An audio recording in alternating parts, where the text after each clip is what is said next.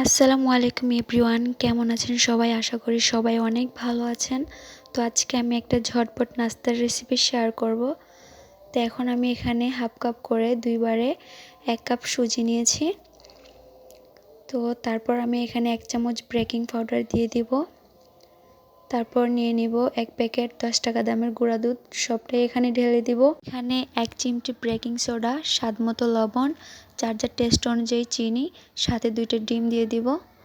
তো সবগুলো উপকরণ একসাথে আস্তে আস্তে করে আলতো হাতে মিক্স করে নেব। তো এখন এখানে আমি একটা ঘন ডো তৈরি করার জন্য একটু পানি দিয়ে দিব।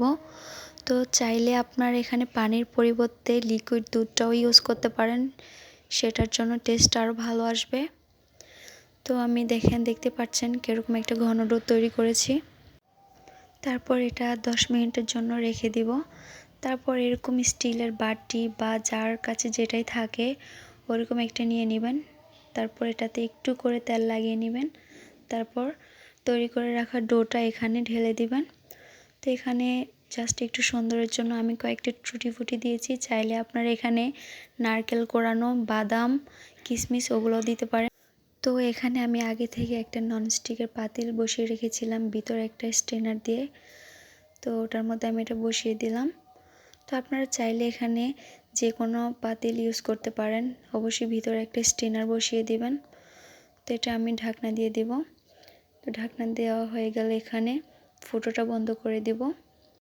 তো এটা হতে 20 মিনিট লাগবে। তো আমিও আমার বেবির সাথে একটু দুষ্টুমি করছিলাম। তো 20 মিনিট পর ফিরে আসলাম। তো একটা শলার সাহায্যে এটা চেক করে নিয়েছি হয়েছে কিনা। হ্যাঁ, এটা অনেক পারফেক্টভাবে হয়েছে। তো মাশাআল্লাহ, দেখতে কতটা সুন্দর লাগছে। তো আমি এটাকে এখন একটু স্লাইস করে কেটে নিব।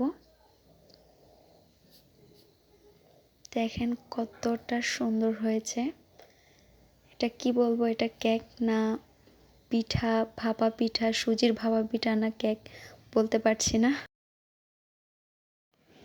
তো রেসিপিটা আপনাদের কাছে কেমন লেগেছে অবশ্যই কমেন্ট করে জানাবেন। ধন্যবাদ সবাই, ভালো থাকবেন। আল্লাহ হাফেজ।